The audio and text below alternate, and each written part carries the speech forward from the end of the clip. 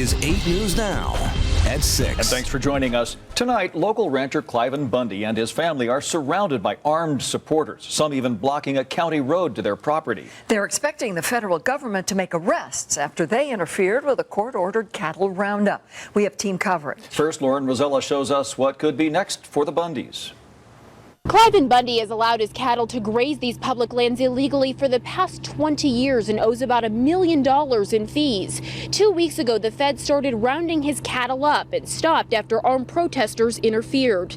Now the federal government is trying to contact them, and the Bundys are choosing to ignore it.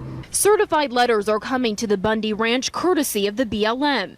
They're of no concern to Ryan Bundy, who doesn't recognize the federal government's authority. We ignore them to the large degree simply because they don't exist. Rancher Clive Bundy says his attorneys may open the letters in time. For today, I'm not worried about it at all. But the Bundys are concerned about what they call the bigger picture. Where did those guns go? Where did those guns go?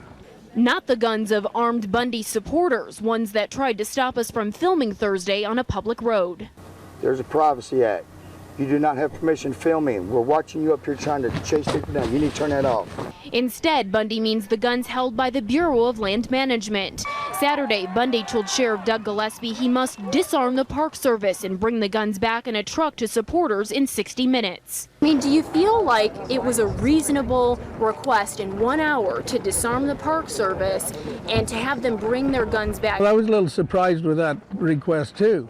But that was your request. No, that was a request our people give. His armed supporters responded by flooding a federal cattle pen, and the BLM decided to release Bundy's cattle. He even holds the media responsible for not solving this matter. You let the United States government get away with a very, very serious crimes. And the BLM didn't respond to requests for information on the letters Bundy received, but maintained they've stopped the roundup for now.